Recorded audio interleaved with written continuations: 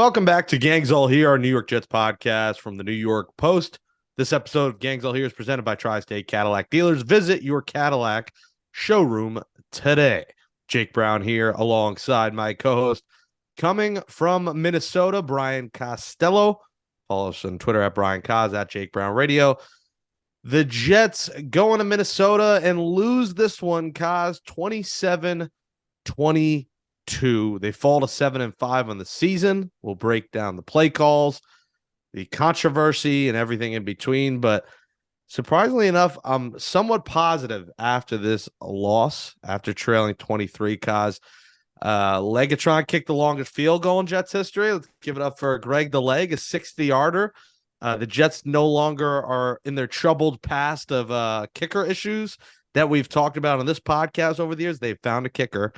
Mike White's the guy. I'm sorry. I know he threw a lot. He had some incompletions, but this kid showed poise in the second half, guys. They came back from a big deficit, had a huge second half, and Mike White's the guy. I don't want to see them go back to Zach Wilson. We'll see what he does against Buffalo, but Mike White's the guy. And then, lastly, the defense of the second half showed they have cojones, Kaz. I mean, they 4 3-and-outs in the second half, started off rough in the first half, which we expected against an explosive offense, but they showed up in the second half and kept this team in this game. They fought back. But when you get to the red zone 6 times and score just 1 touchdown, you don't deserve to win. And that was the story for the Jets when they got close to scoring, Kaz. Yeah, I think it's easy, Jake, to break down, right? I mean, I think I'm encouraged that you're not overreacting to the loss, because I feel like every week is an overreaction with the Jets. But this week, Jets fans should not be overreacting to this. Like, if you look at it, you go, well, if Braxton Berrios catches that ball, the Jets win the game, right? If the Jets score 1 touchdown in the 5 trips where they didn't score, the Jets win the game. So it's pretty easy to pinpoint where this went wrong, and it's not like a total failure like a couple weeks ago in New England where they couldn't do anything on the offense. They played, and they played this. Let's give the Vikings credit. Vikings are 10-2 for a reason, and they've won games like this all year. Like, if you look at their scores, it's crazy. Their point differential, they're probably plus 10 now for the season, I think, right? So that's nuts. And they just couldn't find a way in the red zone, and the defense started slow. It was kind of that second quarter. They didn't play very well. They had that one long drive where they had some penalties.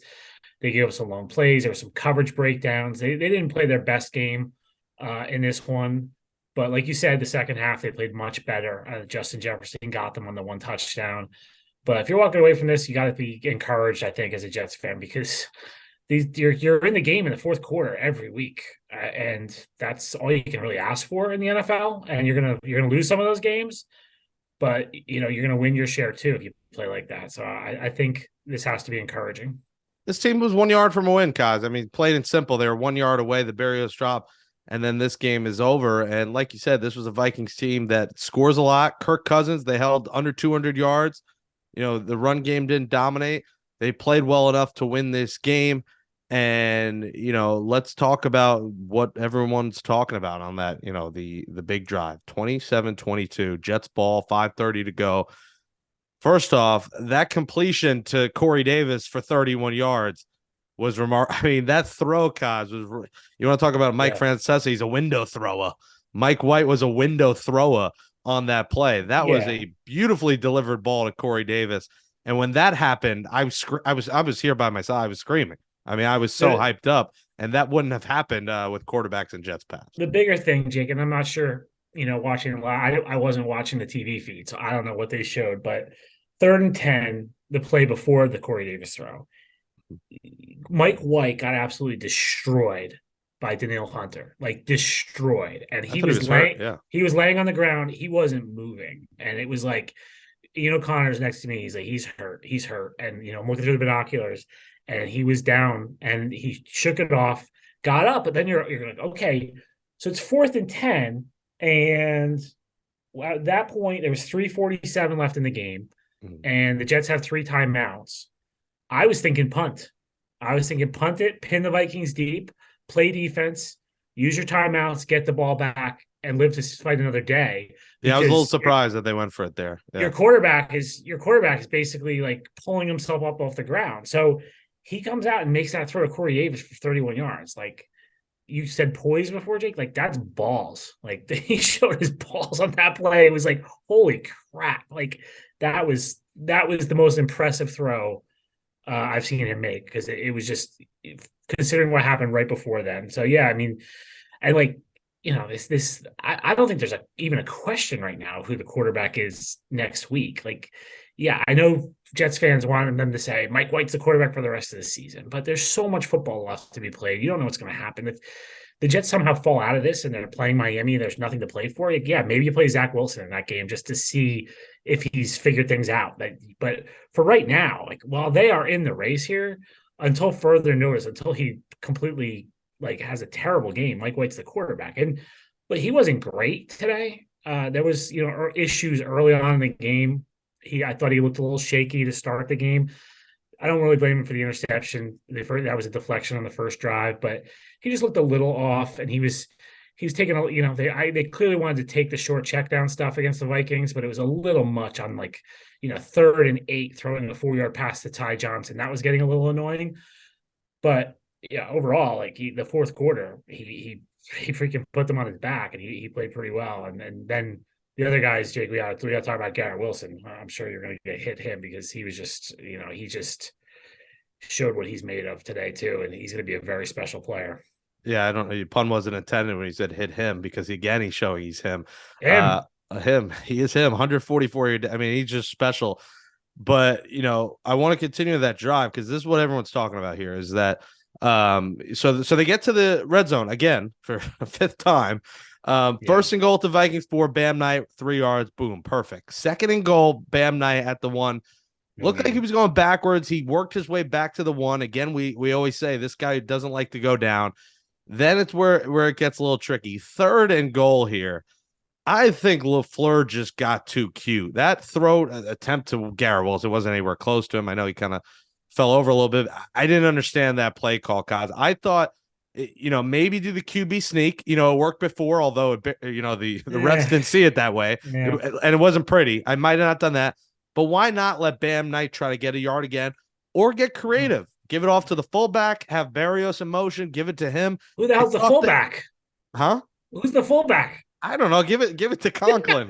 Let Conklin score in his old home. Fullback on this team. Oh, give it to anyone else. They got too cute. What did you think of that third down call? I was fine with the third down call. It looked like they had a miscommunication. Now, I don't think we asked him about this after the game, but it looked like Wilson, White thought he was going to go to the corner. He threw it deep to the corner, and Wilson kind of cut the route off. So I'm not sure what happened on that play. I haven't seen it played back. But, Jake, I think if you go back to the series before that in the red zone, the one where White ended up scoring on the sneak, 1st and 3, Bam Knight loses 2 yards, right? So they had lost 2 yards on the drive before.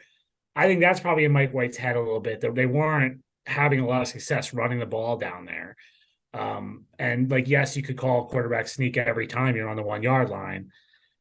I'm a fan of the quarterback sneak, but I do understand it's not going to work every single time. Or I would have tried, passes. I would have tried something cuter on second down and then maybe go back to the run on third and not do it back to back on first and second. I don't know. I didn't understand that Wilson throw. I didn't have a problem with it, really. Right. I thought it was fine. I thought LaFleur did a really good job in the second half because the running game was non-existent in the first half, and he figured out a way to get it going with he got the receivers involved. He was doing some stuff out of different formations. He was putting Berrios in the backfield. He did a pretty good job in the second half, I thought. Yeah, then fourth down, I thought the throw was good enough that Berrios should catch that. Did you think it was a little behind him, or it was like a little behind him, but he still should catch it? As Berrios said himself, where it's it's fourth down, and Mike White has the pass rush bearing down on him. He has a million people running around doing all this different stuff. Hard for him to make a perfect throw. The throw was good enough. He should have caught the ball, and it really. If you look at it, Berrios had it in his hands. He was trying to pull it into his body, and that's when he dropped it. And I'm not sure. It looked like the linebacker may have affected him a little bit. Like I don't think he got his hand on the ball, but he may have gotten into Berrios' vision a little bit. He made a nice play on the ball. But yeah, you feel like you got to make a play for your quarterback there. Yeah, and listen, they end up getting the ball back. The defense again a 3-and-out if they hadn't done it enough. And then, a couple of, you could argue they get the Ty Johnson play. Then they get the first down to Corey Davis, who, kind Garrett of Wilson. Garrett Wilson. was it Wilson? Yeah, Yep. to Yeah, Wilson. 18 yards. Yep. And then instead of spiking the ball, they ran a play. And I didn't like this because I guess an incompletion is a spike, but they took forever to get to the line. And then there were 32 seconds left after you end up running that incompletion. Wouldn't you have spiked it there at first down? I hate the spike. I hate it. Really? Like, it's a wasted play. It's just a wasted play. Yeah, they should have gotten the playoff quicker. I mean, I think what you do there, right? Because if I remember right, Johnson went out of bounds, right, to stop the clock after first down. He got 6-yard pass. So you're calling two plays there. The next on that, you're saying, okay, here we go. Here are the two plays, and you have them set. I have to watch that series back as like, look, Jake, my job is to write a story and send it the minute the clock hits zero. So I'm not always watching as intently at the end of the game as I am at the beginning of the game. I'm just I have one eye on it. So I got to watch those plays back in the red zone. I was watching all of them, but to process it, I wasn't processing the game completely then, but I didn't really, I got to watch them. I didn't have an issue with the play calling there really. And I hate the grounding the ball in a lot of cases. I just think it would have saved some time and it would have made kind of a difference there. Then they get the Maybe. two incompletions. And then what'd you see if you saw anything on the last play? What was he trying to do? He was there? just forcing the ball. He talked about it. They just put every eligible receiver in the end zone, right? Because there's no reason to come up short of the end zone there with 16 seconds left and no timeouts. So everyone was in the end zone. He said they did a really good job. I think it was they were covering Conklin and Moore, and he saw Corey Davis in the middle. He felt like that was the best chance. White explained it. He said, I didn't want the game to end with the ball in my hand. He didn't want to get sacked. So he just forced it to Davis, and the safety was there to jump it. But I can't kill him for that. He's just trying to force something there on 4th and 10. 31 for 57, 369 yards, 2 picks. One of them not really his fault, though. It was a little behind him. That was tipped. He had plays he could have made, but overall, I loved what I saw. And honestly, even when the game was 20-6, I had a weird feeling they were still going to win this game. I I felt felt like they were confident. going to win it till the end. I really thought they were going to win to the end. I had a version of my story written where they won the game, Jake. If it'll be in the Brian Costello box set when I release that someday. We should start releasing these phantom stories like Yes. 2006 Mets World Series tickets. Yeah, I had a good lead. I had a good lead for that. I had a story about the 2006 World Series, Jake, too. I covered Game 7 against the Cardinals, so I had a story written that night. So too, you do have a Mets Phantom 2006 World yeah, Series I'm sure there's story. something somewhere. Wow, Yeah, we gotta find that in the attic. That's a good yeah, one. it was. Here's the thing, Jake. Mike White cannot throw the ball 57 times, right? It was a 57, and I think Well, it's that's 58 dropbacks. I think they might have went to they quit on the run a little bit early, but it was 20-6, but so they it's hard did to it. argue. But no, but I thought even in like the first half, how many he threw 26 times in the first half. He was sacked once, so 27 dropbacks in the first half versus 9 runs. Like, I don't give a crap if you're down a little bit in the first half. Like, you have a whole second half to come back. There's no excuse like to throw the ball when you get down in the first half. So I thought they kind of abandoned the run early. Then I thought they found it in the third quarter. He started running the ball better. And then like there were times at the end there we had to throw a lot, but it's not a recipe for success with almost any quarterback when you're throwing this much. And then you saw it. This was the kind of what they did early in the season with Flacco, right? Flacco was throwing almost 60 times a game. So, it got out of whack. And I'm not one, I've never called plays in the NFL, so I don't know how it goes, but I know when Michael LaFleur looks at this and says, sees 58 throws or whatever to 24 runs, that's not a recipe for winning. Yeah, and listen, James Robinson was pissed off this week when he talked to you guys, and he was 4 for 10 today. So he didn't exactly get many opportunities. He didn't do much of those 4 runs, not all on him. Can we revisit the trade podcast? Yeah. Can we revisit trade podcast? Let me sip my tea while you talk about this. I just remember this, James Robinson trade, home run. And I remember one person on a podcast said, like, they should just stick with what they have. There's this guy, Bam Knight. He was good in the summer, impressed. he, Michael Carter, Ty Johnson, they could probably live with those trio, not give up a draft pick for a guy who's probably just a replacement level player, average player. I don't know. What did Bam Knight do today, Jay? Oh, 15 rushes for 90 yards, including a 48-yard run. It's And pretty he good. looked Yeah. and he looked like the second most explosive guy on the Jets offense today, right? So I don't know. Yeah. I don't know. Well, I guess we got to say, well, for now, we got to say, I guess Kaz is right on that one.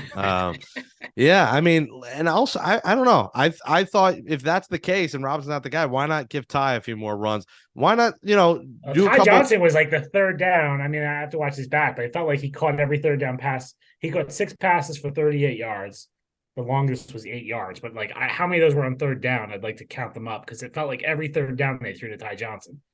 You have enough So receivers. Why not get more? Moore had 1 for 10. Why not get more something? Barrios something. I mean, do one of those little tosses or the reverse. Reverse. They did run an end around to Elijah Moore, right? Yeah, They gave him a run, which he made a beautiful cut on. He was dead in the backfield and made a nice cut. I like to see a And few of those. Why stop at one? Why just end it there?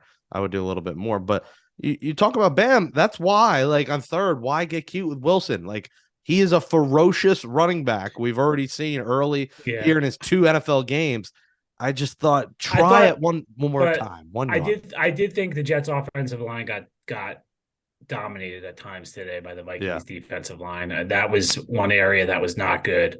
And they made the change in the second quarter from Max Mitchell to George Fant at right tackle. And then Fant commits just a horrible penalty in the red zone where he blocks the guy in the back, which he blocked the guy in the back. So, though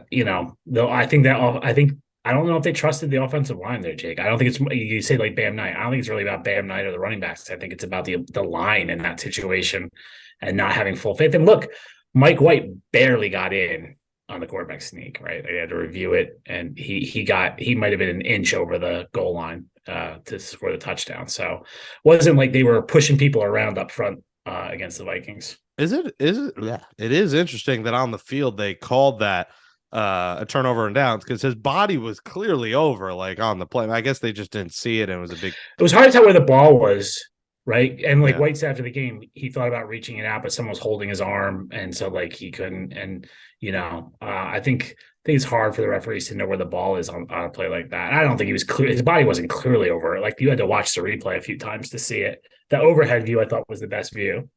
Yeah. Well, Yeah. listen, I think most Jets fans are in agreement that they're encouraged because this is a team that went up against, let's just call them a major contender at 10-2. You got to call them Yeah. a Super Bowl contender, and they fought to the end, which tells you going into Buffalo and winning isn't an impossibility. Going to Miami the last week and winning isn't an impossibility. Going to Seattle and a Seahawks team that barely squeaked by, third string quarterback and the Rams is not an impossibility. So, and then, you hope you could, right You in know, pen the Lions. Exactly. who looks better, Jake? The Lions are playing well. Lions are playing well, man. Yeah, those aren't that shooing. is Yeah. that is not a gimme anymore. So I think the Jaguars is a gimme. And right, I heard Trevor Lawrence got hurt today. He came back in though. He Yeah, came back in. it looked Okay. like a serious injury. Yeah. By the way, he's speaking of serious injuries at quarterback, the Jets' next quarterback next year, Yeah. maybe he's out for the year with a broken foot, I believe. So Jimmy Graham. Yeah. So I but like that Lions game It'll be tough. doesn't look as quite as well. We penciled that in as a win. But look, we said it last week, and they've got to win one of these road games and then win the 2 games at home, and that gets you to 10, and that should be good enough. And luckily for the Jets, the Chargers are still the Chargers. They found a way to lose to the Raiders today, right? So That was a big one. Yep. They're still behind the Jets, and the Jets are they still control their playoff fate. And they, I really think if they can win one of those road games and win the 2 home games, they're set. That's the only tough thing. You're in the offseason thinking about this game 1 yard short. You're going to go to the offseason. If this is if you don't make it, you're going to go to the offseason thinking about the Zach Wilson 10-3 punt return, terrible game. You're going to go to the offseason thinking about the Zach Wilson game against the Patriots at home and those 3 losses and be like, damn, if we just took one of those. And that's but that's most of the teams in the NFL, Jake. And that means the Jets have graduated into the category of most of the teams in the NFL. The Cleveland Browns, if they miss the playoffs, they're going to be going, oh, how did we lose that Jets game in week 2? How the heck did we manage to lose that? Right? Like there's that's so many teams in the NFL have that kind of thing. You're a play or two away. The Jets haven't been there in a while. The Jets have been getting blown out. So this is progress that they've joined. They're not in the upper tier, but they're in the middle tier now. You know. Yeah. And that game ended. I knew I wasn't going to scream because I was like, wow, they really fought to the end. And that's a team I want to root for. That's a team you want to go to MetLife Stadium. Well, not really MetLife Stadium, but Hey, let's hold on there, Jake, for a second. I just want to give you a thought. So this was my second time at US Bank Stadium. Okay. The first time was for the Super Bowl. Super Bowl is always a little weird, right? It's not the fans of it's not the home fans. It's always a little just kind of like a weird game environment, and it's like a show, and there's a lot of people there who aren't crazy fans. This atmosphere at this game today was the best atmosphere I've been at an NFL game since I don't know when. Like I Bigger can't than even Kansas City. better than Kansas City. Really? Wow. Yeah, Okay. yeah. Probably that's a similar one, but like the stadium is awesome. It's just awesome. It's beautiful. It's just perfect. And then they get the fans into the game. The whole skull thing is cool in person. They're banging the drum. They did fake snow, Jake, before the game. There was fake snow coming down from the roof. Yeah, all right. I won't even talk about the s'mores that they had at halftime with open flames in the press box to roast your marshmallows on. Wow. Fire hazards, we don't care. Let's go. I'm in. Beats the mozzarella sticks. Beats the rigatoni, yeah. But like, look, this place is awesome, and like they got a cool thing going there. I don't know what the Vikings' future looks like, but if you ever get the chance, it'd be worth going to see this game. Hopefully, the Jets will be here in 8 years or so. I guess the new scheduling format, they could be here earlier, but especially if the trip was in September and not December, you'd want to make the trip. It's a very, very cool atmosphere. It sounds like if the New York Post doesn't work out for you, Kaz, you're going to the Minnesota Star Tribune. I could not live Gazette? here. What's I could not live here. Is it just because the weather, or is it so cold? Yeah, it's too cold, and the people are too nice. Yeah, you need some mean people. I agree. I like mean the whole people. Minnesota nice stuff. Like I get it, but it just wears me out. How many times did you hear? Oh, I'm sorry. I'm sorry. I'm sorry. No, they're just, they're just so nice. It's like Pleasantville. I'm jaded from Jersey and New York. I need a little bit of sarcasm in my life. Yeah, no, that's how I feel when I go home to, when I go to Charlotte and I go to South Carolina. My dad will just drive by waving at people. I'm like, what are you waving to this stranger walking by? Like, you don't know who they are. Yeah. So the niceness and the hospitality does bother me. So that shows that we're New York tough, or New Jersey tough, whatever you want to call it. But yeah, I mean, it is amazing when you think about what if you went there 8 times a year, you'd be in a lot better spirits than making the trip to the swamps.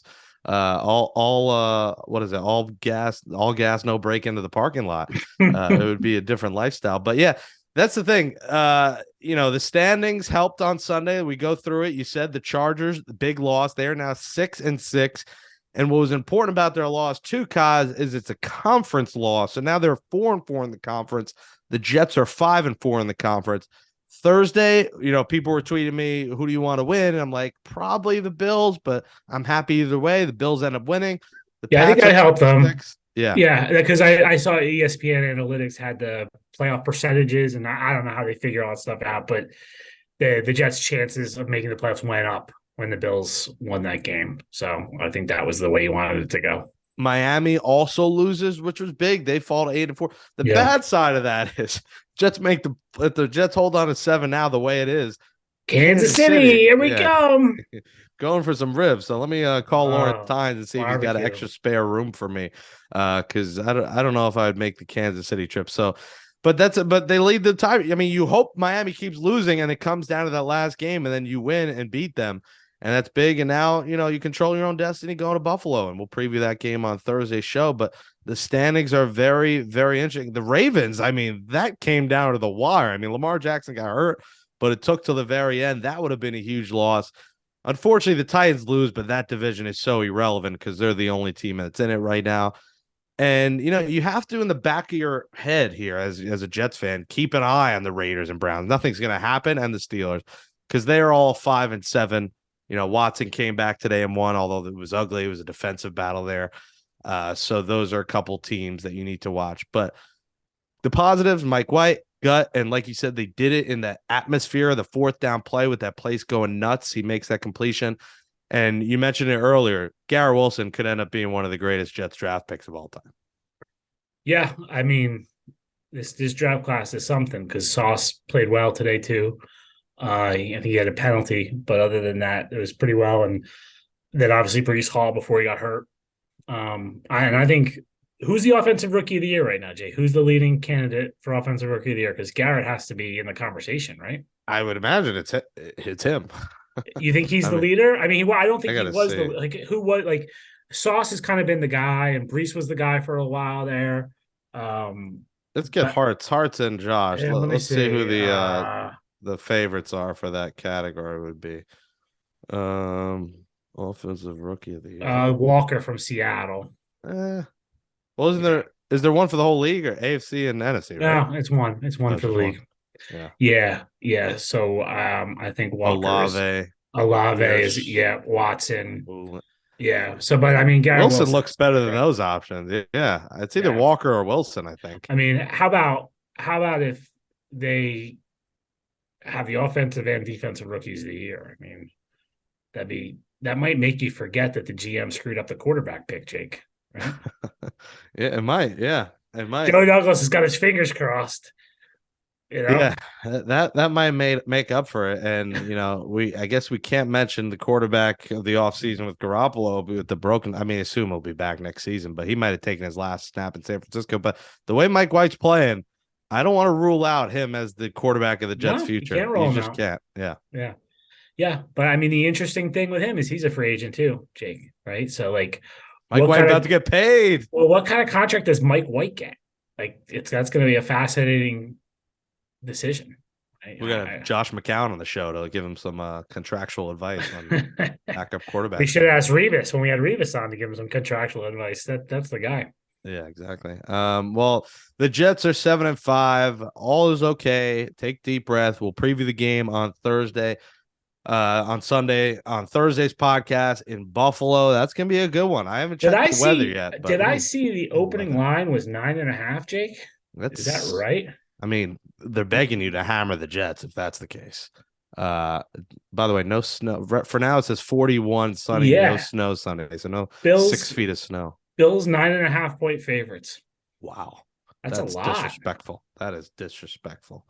Put some respect on the name of Mike White. It's weird. I don't know. Like, how could they be 3-point? How could they be 3-point dogs at Minnesota and 9.5-point dogs at Buffalo? Right? I really don't understand the odds sometimes.